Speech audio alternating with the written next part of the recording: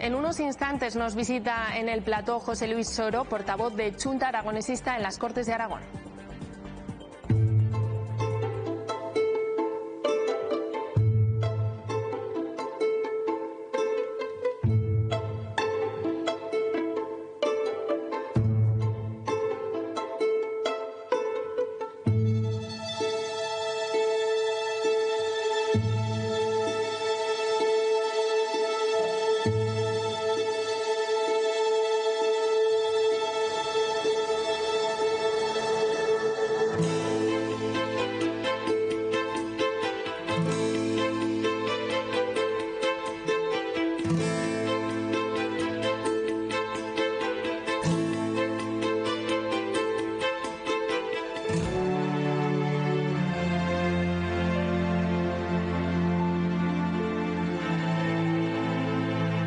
José Luis Soro, ¿qué tal? Muy buenos días. Gracias por estar con nosotros. Un placer.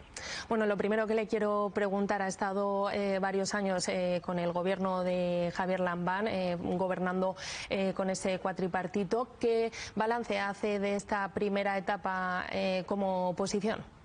Es un cambio total, ¿no? La verdad es que la gestión te permite ser mucho más útil, ¿no? Estar en el gobierno te permite transformar la realidad, pero también el Parlamento es clave en cualquier democracia, la oposición es clave. Lo que diferencia una democracia de lo que no es democracia no es que haya un gobierno, siempre lo hay, sino que es la oposición, ¿no? Por lo tanto, esta labor que hacemos de impulso, de control al gobierno es importantísima y además es lo que decidieron los ciudadanos, ¿no? Tenemos un gobierno legítimo por lo que decidió la ciudadanía, en minoría, con muchos problemas para tener mayorías, y lo que hacemos desde Chunta Aragonesista es lo que hemos hecho desde el principio, asumir este papel con absoluta responsabilidad y seguir haciendo lo que llevamos hace casi 40 años haciendo, que es defender a Aragón. Bueno, estamos a punto de entrar en el mes de diciembre y todavía sigue en el aire la aprobación de los presupuestos. ¿Cree que va a ser posible sacar las cuentas de 2025? ¿Cuál va a ser la postura de Chunta? No va a haber presupuestos este año, eso es evidente. El anterior gobierno en los últimos 4 años siempre aprobó los presupuestos en plazo. El anterior gobierno, cuando estábamos en minoría, no fue así, porque lo que había era una inestabilidad parlamentaria. Estábamos en minoría, dependíamos de otro partido fuera, que es lo que ahora le está pasando al señor Azcón. No va a haber presupuestos en plazo. El señor Azcón se va a ver obligado a presentar los presupuestos el año que viene, porque si al final hay, como todo parece indicar, que va a haber presupuestos generales del Estado, si todo, como parece indicar, va a ser el objetivo de déficit, en vez de una décima van a ser 3 o 4, que serían 200 millones más, y de los 60 millones de la banca. Es decir, va a tener una situación en la que va a estar obligado, no va a tener excusa para no presentar los presupuestos. Otra cosa es que consiga aprobarlos, porque para aprobar los presupuestos necesitará convencer a Vox. La cuestión es, ¿va a volver a ceder a todas las peticiones de Vox? ¿Va a volver a teñir los presupuestos del negacionismo de la violencia machista, del negacionismo del cambio climático? ¿Va a volver a podar la cooperación al desarrollo con los países más desfavorecidos? Yo creo que el señor Azcón está muy cómodo con la prórroga presupuestaria. Tendrá que presentar los presupuestos el año que viene y veremos finalmente si se aprueban. Y desde luego para Aragón lo mejor es que haya unos presupuestos, pero unos presupuestos sociales, e insisto, que no estén condicionados por las obsesiones de la ultraderecha. Durante este tiempo han denunciado recortes tanto en la educación como en la sanidad públicas, especialmente en el entorno rural, y a pesar también de contar con el presupuesto más alto de la historia. ¿Cree que los servicios públicos aragoneses han sufrido un deterioro? ¿Y qué recortes denuncian y qué medidas propone Chunta? Pero es que es una evidencia, ¿no? La excusa que tiene siempre el PP para contradecir lo que decimos, no nosotros, lo que dice la calle, porque está habiendo movilizaciones en el medio rural, también en las ciudades, con los recortes en educación, con los recortes en sanidad. La excusa es que hay más presupuesto. Bien, si es que puede haber más presupuesto, es una realidad, pero más presupuesto no significa mejores servicios públicos, ¿no? Cuando tienes la obsesión de la privatización, cuando no hay suficiente personal, cuando desaprovechas la oportunidad, como digo, de dar un mejor servicio público a pesar de tener más recursos, pasa lo que pasa. Y es, insisto, no es que lo estemos denunciando desde Chunta Aragonesista, sino que ahí están las cifras y sobre todo ahí está la contestación social que el gobierno del PP desprecia. Yo creo que es una falta de respeto absoluta a los padres de los alumnos y alumnas, a los pacientes, decir que que están manipulados por la izquierda. No, son personas que ejercen su derecho a protestar porque no reciben los servicios públicos que se merecen. Ustedes se han mostrado críticos con esa reunión de Azcón y Sánchez por no priorizar asuntos clave, ¿no?, como la financiación autonómica o la bilateralidad que le trasladaron en esa ronda de contactos. Lo llegaron a calificar incluso de oportunidad perdida.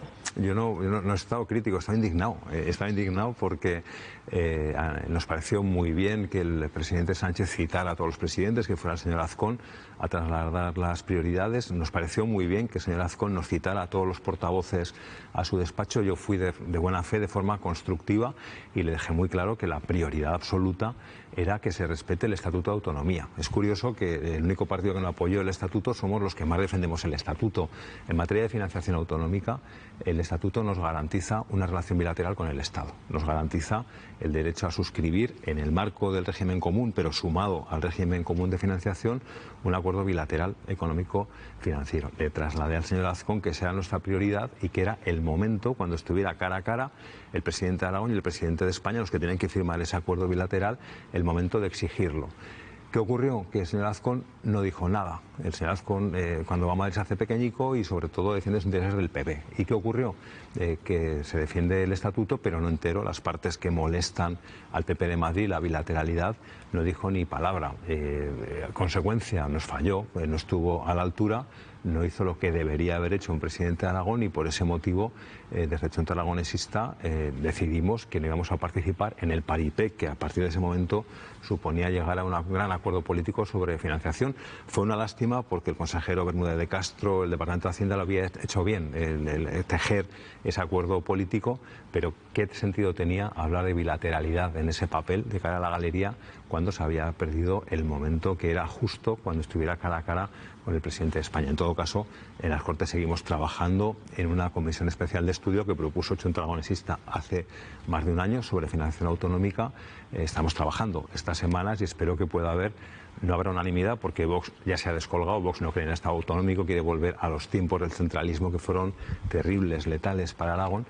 Como digo, habrá un acuerdo, espero, en eso estamos trabajando en el resto de fuerzas políticas para reforzar la posición de Aragón en el debate de la financiación autonómica, que es la clave. Bueno, también está pendiente de aprobación los presupuestos generales del Estado. Su portavoz en el Congreso, Jorge Pueyo, ha condicionado su apoyo a esa creación, ¿no?, del Fondo de Compensación de 87 millones de euros, y Azcón también le ha pedido a Chunta y a Sumar que se aseguren de que se incluya, de que el Partido Socialista lo incluya en sus presupuestos. ¿Lo ve usted viable? Y esto lo veo muy curioso, porque parece que el único diputado aragonés en el Congreso es Jorge Pueyo, que lo hace muy bien y es el que más defiende a Aragón. Pero es que hay otros 12. Hay 13 diputados aragoneses en el Congreso, 7 del Partido Popular. El otro día, la semana pasada, en una pregunta parlamentaria, el señor Azcón me retaba a que al día siguiente, en la Junta de Portavoces, el martes pasado, el señor Pueyo consiguiera que fuera nuestra proposición no de ley que habíamos registrado con Sumar, exigiendo ese fondo, que fuera al siguiente pleno del Congreso. ¿Qué ocurrió? Que no teníamos cupo. En el Congreso se funciona con un número máximo de iniciativas por cada grupo y Sumar ya no puede llevar, en lo que queda de mes, en diciembre, ninguna iniciativa más al Pleno. El señor Pueyo le propuso a Tellado, al portavoz del PP, que corriera el cupo, que nos dejaran llevar esa iniciativa porque tenía mucho interés el señor Azcón y ya se la devolveríamos. Se negó y no se ha podido llevar, no se podrá llevar hasta febrero porque en enero no hay actividad parlamentaria. Pero insisto, hay otros 7 diputados elegidos, al menos en Aragón, del Partido Popular. Es tan sencillo como que el señor Azcón descuelgue el teléfono, le pida a uno de sus diputados que copie nuestra iniciativa, que la registre y que el PP, que sí que tiene cupo, que tiene la posibilidad, lleve esa iniciativa a debatir al Pleno. En todo caso, hemos sido tajantes. Si no se nos compensan los 87 millones que hemos perdido de financiación por lo perverso que es el sistema de financiación autonómica, no apoyaremos los presupuestos generales. Creo que más claro no se puede decir.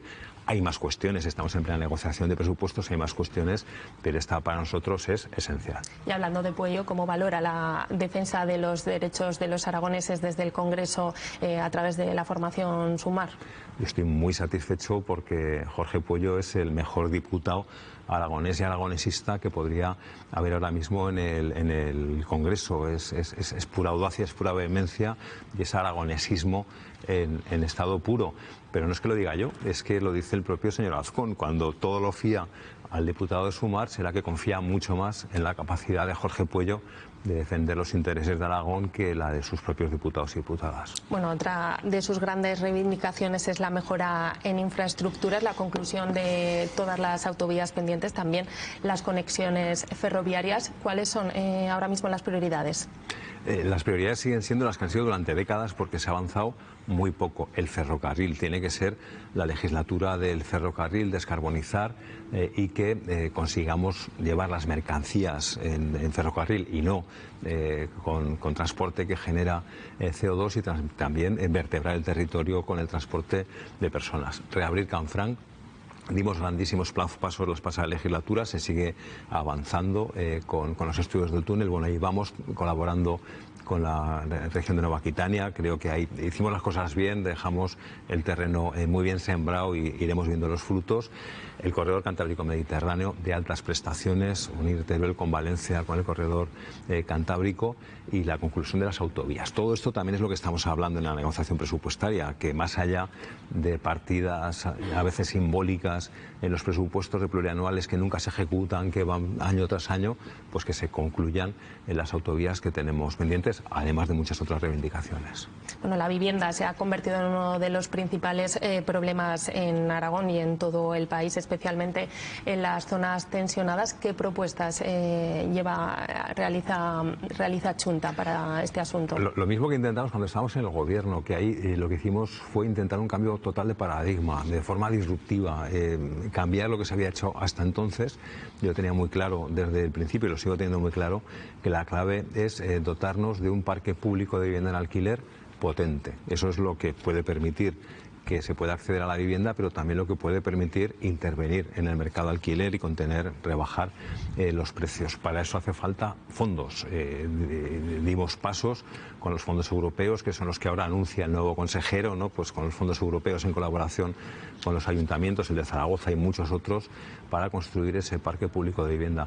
Yo creo que esa es la clave. Más allá de limitaciones, más allá de otras medidas, la cuestión para mí sin duda es dotarnos de un parque público de vivienda de alquiler potente en las ciudades y en los pueblos. Cuando fui consejero, a través del Fondo de Cohesión Territorial, conseguimos rehabilitar en pueblos muy pequeños casi 200 viviendas destinadas a pobladores, a gente no de segunda residencia, sino a gente que vaya a vivir a los pueblos. Bueno, usted es portavoz de Chunta en las Cortes de Aragón y Joaquín Palacín fue reelegido presidente del partido. ¿Qué tal está funcionando ese tándem? Yo es que con Joaquín no es que seamos compañeros de partido, es que somos amigos y tenemos una absoluta conexión, ¿no? Hace ya muchos años, muchísimos que trabajamos juntos. Es muy fácil trabajar con Joaquín cuando alguien tiene unas creencias tan profundas como él, cuando alguien es tan trabajador, los kilómetros que se mete Joaquín, vive en la INSA, los kilómetros que se mete en su trabajo diario, la pasión que pone a todo. Yo creo que funcionamos muy bien. Yo tenía claro cuando decidí que ya era el momento de dar un paso a un lado y dejar la presidencia del partido, que la persona que debía asumir esa responsabilidad era Joaquín, y fue un acierto. Para mí es un honor compartir esa especie de bicefalia, ¿no? De alguna manera, Joaquín como presidente y yo como portavoz, también con Isabel Das Obras, secretaria general y también compañera en las Cortes. Yo creo que estamos funcionando muy bien, porque nos respetamos y nos compenetramos muy bien los tres en el grupo parlamentario. Pues José Luis Soro, muchas gracias por tu tiempo. Un placer, muchas gracias.